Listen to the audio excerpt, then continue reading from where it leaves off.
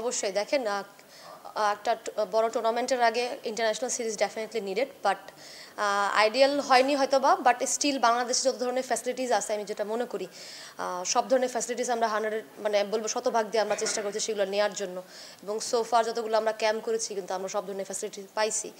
চেষ্টা তো করা হয়েছে, বাট যেটা হয়নি আসলে সেটা নিয়ে আমরা চিন্তা করতেছি না। যেগুলো আমরা যেভাবে আমরা প্রিপেয়ার্ড হয়েছে আমার কাছে মনে হয় প্লেয়াররা তাদের শতভাগ দেওয়ার চেষ্টা করছে সেখানে। দেখেন এত অল্প সময় তো আসলে অতটা বেশি অ্যাডাপ্ট করা যায় না, বাট হ্যাঁ বলবো যে গুড এক্সপিরিয়েন্স। বাট আমাদের প্লেয়ারদের ভিতরে বলবো যে বিষয়গুলো ছিল, এখন পাওয়ার হিটিংয়ের কিছু কাজ উনি করতে চেয়েছেন বা শিখাইতে চাইছেন, বাট অত অল্প সময় আসলে অ্যাডাপ্টেশন একটু ডিফিকাল্ট, এবং আমরা যে ফরম্যাট খেলতে যাচ্ছি সেখানে আই গেস অবশ্যই পাওয়ার হিটিংয়ের প্রয়োজন আছে ওই জায়গাটাতে। বাট আমি বলবো যে ছোট ছোট কিছু কাজ যেটা উনি করেছেন, দু একটা জিনিস হয়তো বা যদি প্লেয়াররা সেটা বলবে ইমপ্লিমেন্ট করতে পারে সেটা অবশ্যই ডেফিনেটলি ম্যাচে অনেক কাজে লাগবে।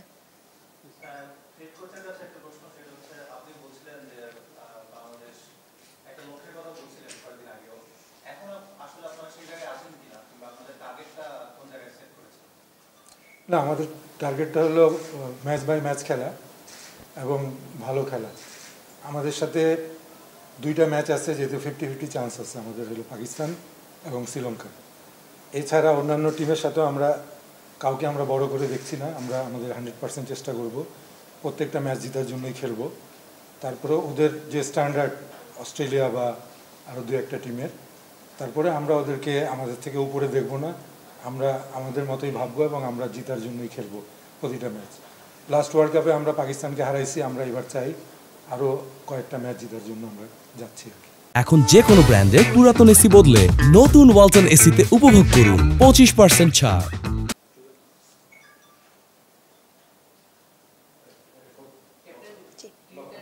দেখেন টিম যখন সিলেক্ট করা হয় তখন কিন্তু ওভারঅল একটা প্লেয়ারকে অনেকদিন ধরে অবজারভেশনের পরে কিন্তু একটা প্লেয়ারকে সিলেক্ট করা হয়, এবং স্পেসিফিক যেই রোলটা কাকে দিয়ে করাইলে হয়তো বা টিমের জন্য ভালো হবে সে চিন্তা করে প্লেয়ারদেরকে সিলেক্ট করা হয়।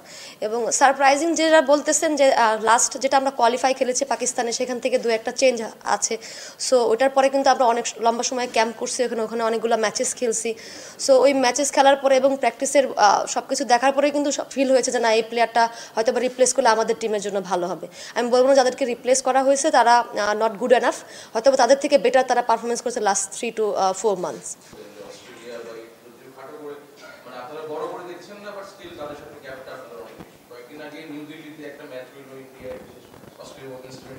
অস্ট্রেলিয়া 412 রান করে আর ইন্ডিয়া 369 করে। তো আপনাদের তো ব্যাটিং স্কিলটা সবসময় দেখে যে আপনারা আন্ডার 15 বয়েজদের সঙ্গে 50 রানও করতে পারেন না। তো আপনার কি মনে হয় যে বাংলাদেশের মেয়েদের ক্রিকেটের স্ট্যান্ডার্ডটা বেশ অনেকদিন ধরে একটা লুপহোলের মধ্যে আটকে আছে? আপনারা তো 9-10 বছর হয়ে গেল ইন্টারন্যাশনাল ক্রিকেটে, একটা সার্টেন লেভেলের পরে আপনারা ব্রিজ করতে পারছেন না পরের জায়গাটা, এটা কি মনে হয় আপনার কাছে? এখন যেটা আপনি মেনশন করলে আন্ডার 15 বয়েজের সাথে, সেখানে কিন্তু ফুল ন্যাশনাল টিম খেলে নেই। ওখানে অনেকগুলো প্লেয়ারকে বাইরে থেকেও নেওয়া হয়েছে, এবং বলবো অনেক প্লেয়ারকে ডিফারেন্ট ওয়েতে অপরচুনিটি ক্রিয়েট করে দেওয়া হয়েছে। এবং আমরা যারা খেলছি তারা হচ্ছে হয়তো বা আমি বললাম আপ টু দ্য মার্ক আমরা পারফরমেন্স করতে পারি না, যেটার ইফেক্ট আসলে পরে প্লেয়ারদের ভিতরেও পড়ছে।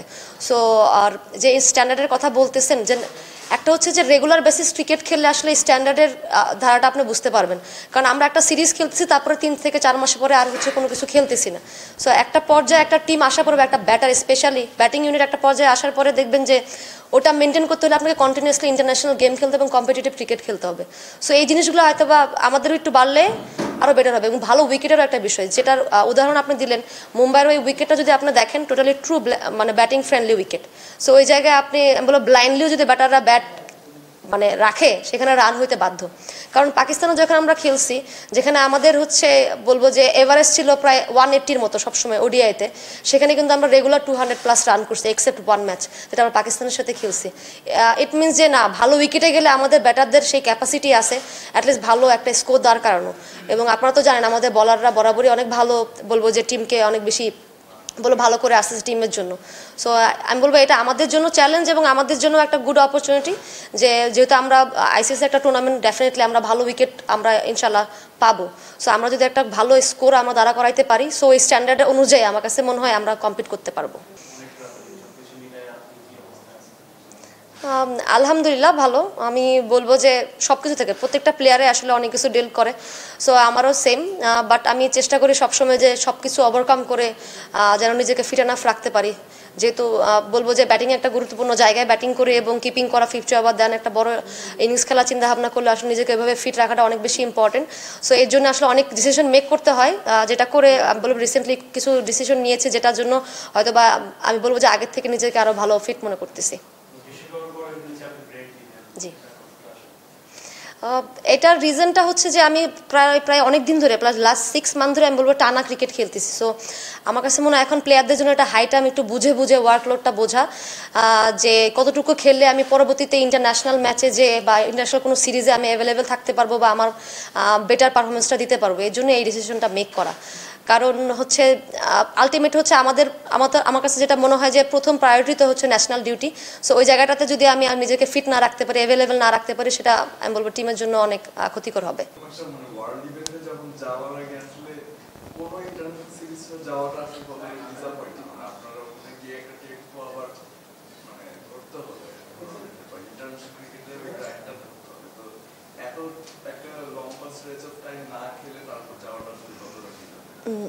অবশ্যই দেখেন ল্যাক তো আছে, বাট স্টিল আমি মনে করি যে ওই নেগেটিভ বিষয়গুলো আসলে আমি ভাবতেছি না। আর সেকেন্ড হচ্ছে ওইটা আসলে চিন্তা করে এখন একদম সময় নাই। যেহেতু আমরা নেক্সট দুইটা হচ্ছে প্র্যাকটিস গেম খেলবো ইয়ের সাথে, শ্রীলঙ্কা এবং হচ্ছে সাউথ আফ্রিকার সাথে। আমার কাছে মনে হয় এই দুইটা ম্যাচ আমাদের জন্য অনেক বড় একটা অপরচুনিটি থাকবে টিমটাকে একটু রিভাইজ করা ডেফিনেটলি, এবং বিভিন্ন কম্বিনেশন ট্রাই করা যে কোনটা আমাদের বেস্ট পসিবল ওয়ে থাকবে ফার্স্ট ম্যাচটার জন্য। এবং সোফার দেখেন ইন্টারন্যাশনাল ভাইবে আসতে হলে আমি বলবো যে এটা মাইন্ডসেটের একটা বিষয়, যেটা আমরা প্রতিনিয়ত হচ্ছে কোচিং স্টাফ থেকে শুরু করে সবাই আমরা হচ্ছে বলবো যে কথা বলি। ম্যাচগুলো যখন হয় আমরা প্রিভিউ যেটা হয় আমরা বলার পরে হচ্ছে আমরা চেষ্টা করি যে ওখান থেকে কতটুকু ইমপ্রুভমেন্ট আছে বা আমাদের আর কতটুকু মিস্টেকগুলো যেগুলো আছে সেগুলো রেকটিফাই কীভাবে করা যায়। এবং আমরা প্র্যাকটিসগুলো এবার করেছি আমার কাছে মনে হয়েছে অনেক টাফ ওয়েতে, টাফ সিচুয়েশন মেক করে, যে ম্যাচ অনুযায়ী কিছু সিনারিওস করেছি এবং নেটেও আমরা এরকমভাবেই প্র্যাকটিস করি যেন আমাদের ম্যাচে যে আমাদের মাইন্ডসেটটা থাকে সেভাবে যেন আমরা ওখানে খেলি।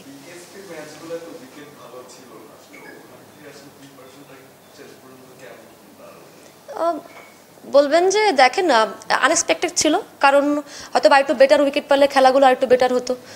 যে দুইটা টিম খেলেছে এর থেকে কিন্তু গ্রিন টিম অনেক ভালো খেলেছে। আমি যে টিমে খেলেছি ওই টিমটা এত বেশি ভালো করতে পারেনি, বাট অন্য টিমটা অনেক ভালো কম্পিটিটিভ ক্রিকেট খেলছে। সো উদ্দেশ্য ছিল কিন্তু তাদের সাথে খেলা, যে নতুন একটা মানে কম্পিটিটিভ টিমের সাথে খেলা। কারণ নিজেদের ভিতরে যতবারই আমরা খেলতেছি আমরা আমাদের বলারদেরকে বলেন ব্যাটারদেরকে বলেন খুব ভালোভাবে রিড করতে জানি কে কোথায় স্ট্রং উইক। সো ওইটা অতটা বেশি বলবো যে চ্যালেঞ্জিং হইতো না। বাট সো ফার বলবো যে আনএক্সপেক্টেড ছিল যে হয়তো বা আরেকটু বেটার ক্রিকেট খেলা যাইতো, বাট স্টিল আমাদের কাছে মনে হয়েছে ওই টুর্নামেন্টটা আই ওপেনার ছিল, যে না আসলে আমাদের প্রিপারেশনটা কত দূর যাচ্ছে এবং আমাদের আরো কি করা উচিত। আসলে মানে ক্রিকেটীয় কারণটা আপনাদের দৃষ্টিতে কি মনে হয়? প্রশ্নটা দুজন কি করেন? সুমনার ব্যাপারে আমরাও এটা নিয়ে আমাদের কোচিং স্টাফ থেকে আরম্ভ করে ক্যাপ্টেনও ছিল, আমাদের অনেক দিন লাগছে এই ডিসিশনটা নিতে। পাকিস্তানের সাথে আমরা যখন ওইখানে খেলি ওয়ার্ল্ড কাপে, তখন ওদের লেফটি ব্যাটসম্যানটা নট আউট ছিল। সেই সময় ক্যাপ্টেন যখন সুমনাকে বল করতে বলে, সুমনা বল করে না। এবং ঢাকাতে হোক প্র্যাকটিসে হোক সবসময় লেফট হ্যান্ডি ব্যাটসম্যানের এগেনস্টে ও বল করতে পারে না। আমাদের মেইন খেলা হলো পাকিস্তান আর শ্রীলঙ্কার সাথে। আমাদের একটা অফ স্পিনার লাগবে যে লেফটিকে বল করতে পারে, জাস্ট এই লেফটিকে বল করতে পারে। আর যেই অফ স্পিনারকে নেওয়া হয়েছে তার অ্যাকুরেসি, তার থিঙ্কিং, তার সাহস অন্যরকম, অ্যাকুরেসি অনেক বেটার তার থেকে, সেটা রাইটি হোক লেফটি হোক। তো সেই চিন্তা করে আমরা সুমনা বাদ পড়ে। সুমনা কোনো পারফরমেন্সের কারণে বাদ পড়ে না, আমাদের টিমের ডিমান্ডের উপর বাদ পড়ছে সুমনা। না না, ডিসিপ্লিন আমরা অনেক চেষ্টা করছি রাখার জন্য, অনেক দিন ধরে আমরা সিলেকশনের খালি একটা জায়গা আটকাই ছিল আমাদের।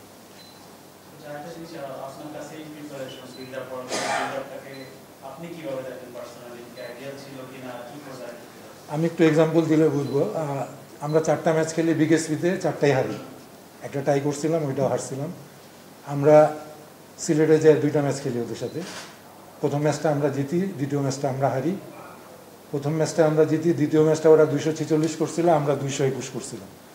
তো ডে বাই ডে কিন্তু আমাদের ইমপ্রুভ হয়েছে, ওদের ইমপ্রুভ না হইলেও আমাদের ইমপ্রুভ হয়েছে। থার্ড ম্যাচটা বৃষ্টির জন্য হয়নি। তো সেবার আমি বললাম আমাদের প্রিপারেশন, আমরা কিন্তু 49-ও অল আউট হয়েছে ওদের সাথে, যেমন বিকেএসপিতে খেলছে। তো ডে বাই ডে কিন্তু আমাদের টিম কম্বিনেশন ভালো হয়েছে, ইমপ্রুভ হয়েছে। এবং ওদের যে ফিল্ডিং, 15-এর যে ফিল্ডিং, ওই ফিল্ডিংয়ে আমরা ম্যাক্সিমাম সময় ধরা খাইছি, যেটা বলা হয়। ওদের ফিল্ডিং এক্সট্রা অর্ডিনারি ছিল, বোলিংও ভালো, ব্যাটিং মোটামুটি, ব্যাটিং আমরা ওদের আটকাতে পারবো, কিন্তু ফিল্ডিং এবং বোলিং ওদের এক্সট্রা অর্ডিনারি ছিল।